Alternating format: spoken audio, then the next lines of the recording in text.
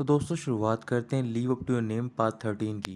हे ओम यनक्योंग के ग्रैंडफादर के घर पे होता है और वहाँ पर उन नीडल्स को शार्प कर रहा होता है। फिर तभी से याद आ रहा होता है कि रात को यनक्योंग के ग्रैंडफादर ने उससे पूछा होता है कि तुम यहाँ पर क्यों आए हो, क्या तुम्हें यहीं पर आना था। तो फिर हेम वहाँ बोलता है। फिर वो अपने नीडल के टूल बॉक्स को देखकर बोल रहा होता है कि तुम मेरे पास क्यों आए हो और तुम मुझसे क्या चाहते हो। इसके बाद वो वहाँ की साफ सफाई कर रहा होता है। फिर तभी वहाँ पर यनकुंग पहुँच जाती है और वो हॉस्पिटल जा रही होती है। फिर हेम उसे रोक लेकर बोल रहा होता है कि मेरे पास तुम्हारे लिए सरप्राइज है, तुम थोड़ी देर के लिए वेट करो। हेम घर के अंदर जाता है और वहाँ से एक लंच बॉक्स लेके आता है। फिर यनकुंग से बोल रहा होता है कि मैंने तुम्हारे लिए राइस बोल बनाया क्योंकि वो तुम्हें पसंद है, और वैसे भी तुम्हारे लिए ब्रेकफास्ट करना बहुत इंपॉर्टेंट है और मैं तुम्हारे लिए ब्रेकफास्ट बना दिया करूँगा।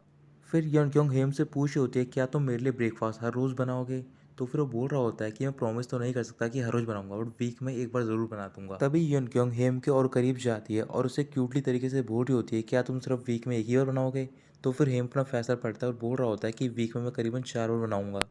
फिर वो और करीब जाती है और दोबारा वैसे ही बोल रही होती है। तो फिर हेम बोल रहा होता है कि अब मैं तुम्हारे लिए हर रोज़ बनाऊंगा ब्रेकफास्ट, तुम्हें चिंता करने की कोई ज़रूरत नहीं है।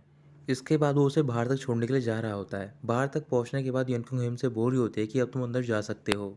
हेम जाने से मना कर देता है और वो यनकुंग से बोल रहा होता है क्या तुम कुछ भूल रही हो, मैंने इतनी मेहनत की है तुम्हारे लिए लंच बनाने में। यनकुंग पूछ रही होती है कि मैं क्या भूल रही हूँ। तभी हेम उसके करीब जाता है और वो उसे किस कर लेता है। हेम मुस्कुराकर बोल रहा होता है कि यहाँ पर इसे लोग मॉर्निंग किस बोलते हैं। तो फिर यनकुंग उसकी तरफ देखकर हंसने लग जाती है, बोल रही होती है कि इसे ऐसे नहीं करते हैं, मैं तुम्हें बताती हूँ कि इसे कैसे करते हैं। यनकुंग हेम को अपने करीब लाते और उसे किस करने जा ही रही होती है। तभी वहाँ पर उसके ग्रैंडफादर के हेल्पर पहुँच जाते हैं।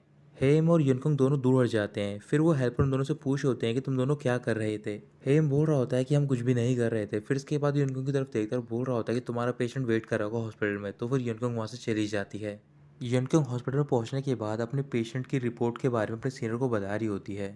फिर वो सीनियर यनक्योंग को बाहर लेकर जाते हैं और उससे बोल रहे होते हैं कि तुम तो बहुत ज़्यादा खुश होगी क्योंकि तुम्हारी सर्जरी सक्सेसफुल हो गई है, बट तुम ये मत भूलो कि पेशेंट का रिकवर होना अभी भी बहुत मुश्किल है। यनक्योंग कुछ भी नहीं बोलती। फिर इसके बाद वो सीनियर डॉक्टर वहाँ से चला जाता है। हॉस्पिटल के बाहर यू जया के ग्रैंडफादर होते हैं और वो हेम पे गुस्सा कर रहे होते हैं। तभी वो देखते हैं कि वहाँ पर जो हॉस्पिटल का डायरेक्टर होता है वो चेयरमैन से मिल रहा होता है। चेयरमैन के चले जाने के बाद यू जया के ग्रैंडफादर डायरेक्टर के पास जाते हैं, उससे पूछ होते हैं कि चेयरमैन तुमसे क्यों मिल रहे थे। फिर वो यू जया के ग्रैंडफादर को बता रहा होता है कि हम दोनों बिजनेस की वजह से मिल रहे थे। फिर इसके बाद उनसे पूछ रहा होता है कि आप लोगों ने चेयरमैन के घर पे क्या किया, क्योंकि वो बहुत ही गुस्से में थे। यू जो है कि ग्रैंडफादर कुछ भी नहीं बोलते। तो फिर डायरेक्टर बोल रहे होते हैं कि मुझे चेयरमैन ने इनवाइट किया है और वो मुझे अपने एक ओरिएंटल थीम पार्क में बुलाना चाहते हैं जो कि बहुत ही जल्द ओपन करने वाले हैं। इधर यन क्योंग के ग्रैंडफादर के घर पे बहुत सारी ग्रैंडमदर आई होती है अपना इलाज कराने के लिए। तो फिर उनके सामने हेम आता है और अपने आप को इंट्रोड्यूस करता है। कुछ ही देर बाद वहाँ पर वो ग्रैंडमदर भी पहुंच जाती हैं जो कि हेम को अपना ग्रैंडसन मान रही होती है। तो फिर वो उसे देखकर बहुत ज़्यादा खुश हो जाती हैं। यन क्योंग हॉस्पिटल में अपने पेशेंट के साथ बैठी होती है और उस पेशेंट को अभी भी होश नहीं आया होता। फिर वो पेशेंट की तरफ देखकर बोल रही होती है कि आज से कुछ महीनों पहले मैंने एक लड़की का इलाज किया था, बट मैं उसे नहीं बचा पाई। मुझे ऐसा लग रहा था कि मैं डॉक्टर बनने के लायक नहीं हूँ, बट कुछ दिनों बाद मैंने एक छोटी बच्ची को बचाया जो कि एक मिरेकल था। बट वो असल में मिरेकल नहीं था, ये मुझे एक पर्सन ने बताया, वो मेरी एबिलिटी थी। और साथ ही में उस पेशेंट की लाइफ फोर्स और हीलिंग पावर जो कि उसे स्ट्रेंथ देती है ताकि वो दोबारा जी सके। भले ही आज के टाइम में मेडिसिन इतनी एडवांस हो गई है, बट मैं आपको होश में नहीं ला पा रही हूँ।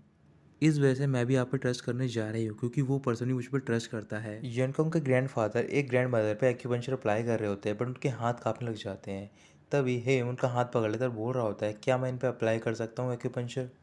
ग्रैंडफादर हेम की बात मान जाते हैं। फिर हेम उस ग्रैंड मदर पे एक्यूपंक्चर को अप्लाई करता है। फिर वो एक एक करके सबको इलाज करते हैं, उन्हें वहाँ से भेज देते हैं। उनके जाने के बाद यनकोंग के ग्रैंडफादर हेम से बोल रहे होते हैं तुम्हें क्या लगता है कि यहाँ पर हम सिर्फ इलनेस का इलाज करते हैं। इन सब के लिए सिर्फ ये एक्यूपंक्चर की प्लेस नहीं है, बल्कि ये यहाँ पर अपने हार्ट को एम्ब्रेस करते हैं और साथ ही अपने सैडनेस को शेयर भी करते हैं। हेम ग्रैंडफादर की ओर देखने लग जाता है और उनसे बोल रहा होता है कि आपको हॉस्पिटल में एडमिट होना चाहिए क्योंकि आपके हार्ट की हालत इतनी अच्छी नहीं है। ग्रैंडफादर बोल रहे होते हैं कि तुम किस बारे में बात कर रहे हो, ये नेचुरल है क्योंकि अब मैं ओल्ड हो गया हूँ काफ़ी। इसके बाद ग्रैंडफादर घर के अंदर चले जाते हैं। तभी वहाँ पर यू जय ग्रैंडफादर पहुँच जाते हैं और वो हेम की ओर देख रहे होते हैं। फिर इसके बाद वो हेम से बात कर रहे होते हैं और उससे पूछ रहे होते हैं कि तुमने चेयरमैन के घर पे क्या किया था। हेम बोल रहा होता है कि अगर मैंने वैसा ना किया होता तो फिर आप मुझे नहीं जाने देते। फिर वो हेम से बोल रहे होते हैं क्या तुम भूल गए हो कि मैंने तुम्हारे लिए क्या क्या किया है। हेम बोल रहा है ऐसा कुछ भी नहीं है, मैं वो बातें नहीं भूला हूँ और ना ही ज़िंदगी भर भूलूंगा। यू जय ग्रैंडफादर बोल रहे होते हैं कि तुम्हारे पास नकली लाइसेंस है, अगर मैंने रिपोर्ट कर दी पुलिस में तो फिर तुम यहाँ से कहीं नहीं जा पाओगे। हेम बोल रहा होता है कि अगर आपने रिपोर्ट भी कर दी तो फिर मैं अकेला फंसूंगा नहीं, बल्कि आप भी फंसोगे क्योंकि आपने ही वो बनवाया है। ये कहकर जाने लग जाता है। तभी यू जो है ग्रैंडफ़ादर बोल रहे होते हैं कि मैंने तुम्हें एक चीज़ नहीं बताई कि पावर और पैसा दोनों ही बहुत ही मुश्किल से मिलते हैं। बट इन दोनों चीज़ों की वजह से ट्रैम्पल होना काफ़ी आसान है। यनको अपने जूनियर डॉक्टर के साथ होती है, तभी वहाँ पर वो सीनियर डॉक्टर आता है और वो यनको को डाँट रहा होता है और पूछ रहा होता है कि अभी तक होश आया पेशेंट को? तभी अचानक से वहाँ पर एक नर्स आती है और यनको को बता रही होती है कि तुम्हारे पेशेंट को होश आ गया है। यनको बहुत ज़्यादा खुश हो रही होती है और वो वहाँ से चली जाती है अपने पेशेंट से मिलने के लिए। वहाँ पर पेशेंट की वाइफ और उसकी डॉटर भी होती हैं, तो फिर वो खुशी की वजह से यनकोंग को हग कर लेती हैं और उसे थैंक यू बोल रही होती हैं। यनकोंग बोल रही होती है कि मैंने कुछ भी नहीं किया है, बल्कि ये पेशेंट की विल है जीने की, जो कि आपके प्यार की वजह से हो रहा है।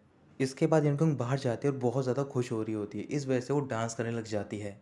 फिर वो अपना फ़ोन निकालती है और बोल रही होती है कि ये खबर मुझे उससे शेयर करनी चाहिए। तभी उसे याद आता है कि उसके पास फ़ोन नहीं होता, तो फिर वहाँ पर नर्स पहुँच जाती है और उससे बोल रही होती है, क्या तुम अपने बॉयफ्रेंड का नंबर नहीं जानती हो? यनकुंग कुछ भी नहीं बोलती। फिर उसके बाद नर्स उसे अपने साथ लेकर जाते हैं, उसके सामने एक फ़ॉर्म रख देती है और बोल रही होती है कि ये फ़ॉर्म तुम्हारे लीव के लिए है। बट यनकुंग लीव लेने से मना कर रही होती है। फिर वहाँ पर एक और डॉक्टर आता है और वो बोल रहा होता है कि मैं तुम्हारे पेशेंट की देखभाल कर लूँगा, तुम एक लीव ले लो। इसके बाद यनकुंग लीव लेती है। जब वो बाहर जा रही होती है तो फिर वहाँ पर यूजिया वेट कर रहा होता है उसका। फिर वो उससे पूछ रही होती है, क्या तुम मेरा वेट कर रहे हो? यूजिया हाँ बोलता है। फिर यनकुंग से पूछ रहा होता है कि आज तक तुमने लीव नहीं ली है, बट तुम आज लीव ले रही हो, क्या ये सब हेम की वजह से है? क्या तुम्हें पक्का यकीन है कि तुम रिग्रेट नहीं करोगी? यनकुंग बोल रही होती है, ये बात तो मुझे नहीं पता कि मैं शायद रिग्रेट कर सकती हूँ फ्यूचर में, बट अभी प्रेजेंट में उसके साथ ही जीना चाहती हूँ। रात को युनको अपने घर पे पहुंच जाती है, तो फिर वहाँ पर वो हेम को बुला रही होती है, बट वो वहाँ पर नहीं आता है। फिर वो उसका रूम चेक करती है और वहाँ पर भी कहीं नहीं होता। फिर इसके बाद वो ग्रैंडफादर से पूछने के लिए जाती है कि हेम कहाँ पर है। ग्रैंडफादर कुछ भी नहीं बोलते, तो फिर युनको डर जाती है। फिर इसके बाद वो अपने गार्डन में जाती है और देखती है कि वहाँ पर हेम उसके डॉग के साथ खेल रहा होता है। हेम युनको को देख लेता है और वो भागकर उसकी ओर जा रहा होता है। तभी अचानक से हेम का पैर मुड़ जाता है और वो गिरने वाला होता है। युनकुंग हेम के पास जाती है और उसे हग कर लेती है। फिर वो ऐसे गिरती है ताकि हेम उसके ऊपर गिरे। हेम यनकुंग से पूछ रहा होता है कि तुमने ये सब क्यों किया? तो फिर यनकुंग गुस्से में हेम से बोल रही होती है कि तुम्हें इतनी जल्दी करने की क्या ज़रूरत थी? तुम आराम से भी आ सकते थे। अगर गिरने की वजह से तुम्हारे सर में चोट लगती और तुम्हें कुछ हो जाता तो फिर मैं क्या करती? अब से तुम्हें हमेशा केयरफुल रहना है, चाहे तुम स्ट्रीट पे वॉक के लिए जाओ या फिर तुम कार में हो। तभी हेम यनकुंग को हग कर लेता है और बोल रहा होता है कि मैं तुम्हें छोड़कर नहीं जाऊँगा अकेला कभी। इसके बाद दोनों घर के अंदर जाते हैं डिनर करने के लिए। तो फिर आज यनकुंग भी अपने ग्रैंडफादर और हेम के साथ में डिनर कर रही होती है। ग्रैंडफ़ादर ने चिकन बनाया होता है, तो फिर वो सारा चिकन यनकुंग को दे रहे होते हैं, बट यनकुंग अपना सारा चिकन हेम को दे रही होती है। इस वजह से ग्रैंडफ़ादर को गुस्सा आ रहा होता है।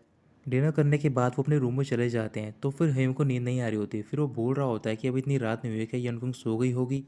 फिर वो उसके रूम के बाहर जाता है और यनकुंग का नाम बोल रहा होता है। तभी यनकुंग डोर ओपन करती है और उससे पूछ रही होती है कि तुम यहाँ पर क्या कर रहे हो? हेम कुछ भी नहीं बोलता। फिर इसके बाद दोनों बाहर जाते हैं, तो फिर यनकुंग हेम को एक गिफ्ट दे रही होती है, जो कि उसके लिए लाई होती है खरीद कर। जब हेम गिफ्ट को ओपन करता है तो फिर उसके लिए उसमें एक सेल फ़ोन होता है। हेम फ़ोन को देखकर बहुत खुश हो रहा होता है। फिर वो युनकुंग से बोल रहा होता है कि मुझे तुम्हारा नंबर चाहिए। फिर युनकुंग उसे अपना नंबर देती है और उसमें जो अपना नाम सेट करती है वो नाम होता है माई गम। इसके बाद युनकुंग हेम से पूछ रही होती है, क्या तुम कुछ भी रिग्रेट नहीं कर रहे हो जो कि तुम पीछे छोड़ कर आए हो? हेम मना करता है। फिर युनकुंग बोल रही होती है कि मैंने जोशन में क्या देखा था, तुम क्या कर रहे थे? फिर हेम बोल रहा होता है कि वो सब मेरे एंगर की वजह से था और एम्पैथी हार्ट की वजह से। और मैंने उस टाइम पे अपनी लाइफ ऐसे ही जी थी। उस टाइम पे मेरे पास पैसा तो था, बट मेरे पास खुशी नहीं थी। आज मेरे पास कुछ भी नहीं है, बट मेरे पास खुशी है। फिर वो युनकुंग का हाथ पकड़ लेता है और बोल रहा होता है कि ये सब तुम्हारी वजह से हुआ है। युनकुंग अपने हाथ को छुड़ाती है और वो हेम से बोल रही होती है कि तुमने मुझे जोशी इंडस्ट्री में अकेला छोड़ दिया था अपने पैसों को बचाने के लिए। हेम बोल रहा होता है कि तुम्हें गलत फहमी हुई है, ऐसा कुछ भी नहीं है। बल्कि मैं पैसे इस वजह से बचाना चाहता था ताकि अगर मुझे फ्यूचर में कुछ हो जाए तो फिर तुम उन पैसों को यूज़ कर सको उस एरा में। यनको मुस्कुराने लग जाती है और वो अपने रूम में चली जाती है। फिर अगले दिन वो दोनों सुबह उठते हैं और साथ में ब्रश कर रहे होते हैं। ब्रश करने के बाद यन क्योंग हेम को काम पर लगा देती है और वो सारी डिशेस को वॉश कर रहा होता है। कुछ देर बाद वहाँ पर दो लोग आते हैं जो कि अफ्रीकन होते हैं और उनमें से एक आदमी बहुत ज़्यादा बीमार होता है। इधर यूजिया के जो ग्रैंडफादर होते हैं वो काफ़ी गुस्से में होते हैं, क्योंकि जब वो हॉस्पिटल पहुँचते हैं तो फिर उन्हें पता चलता है कि जो डायरेक्टर होता है हॉस्पिटल का, उसे चेयरमैन ने सीने फाउंडेशन का चेयरमैन बना दिया होता है। यनकुंग उस अफ्रीकन पेशेंट का इलाज कर रही होती है, तो फिर वो बोल रही होती है कि इसे अस्थमा है, तो फिर इस वजह से हमें इसे हॉस्पिटल ले जाना होगा। बट जो उसका छोटा भाई होता है वो मना कर देता है। यनकुंग बोल रही होती है कि तुम्हारे बड़े भाई की हालत बहुत ज़्यादा क्रिटिकल है, बट छोटा भाई ने मना कर रहा होता है और बोल रहा होता है कि हम यहाँ पर इलीगल तौर से आए हैं, इस वजह से वो लोग हमें पकड़ लेंगे। हेम यनकुंग से पूछ रहा होता है कि तुमने मुझसे कहा था कि पेशेंट को कोई भी क्वालिफिकेशन की जरूरत नहीं इलाज कराने के लिए, तो फिर इस केस में ऐसा क्यों? फिर यनकुंग बोल रही होती है कि ये एक्सप्लेन करना बहुत ही मुश्किल है, मैं तुम्हें बाद में एक्सप्लेन करूंगी। हेम पूछने जाता है, क्या मैं ट्राई करूँ एक्यूपंक्चर, क्या पता उससे ही ठीक हो जाए? फिर वो हेम की बात मान जाते हैं। तो फिर हेम उसकी पल्स चेक करता है और एक्यूपंक्चर अप्लाई करने जा रहा होता है।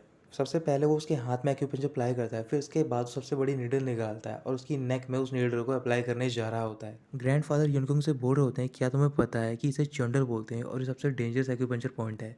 आम डॉक्टर इसे नहीं कर सकते, इसे करने के लिए बहुत ही स्किलफुल होना ज़रूरी है। और हेम उसे अप्लाई करने में कामयाब हो जाता है और अप्लाई करने के बाद वो पेशेंट बिल्कुल ठीक हो जाता है और थोड़ी देर बाद वो दोनों वहाँ से चले जाते हैं।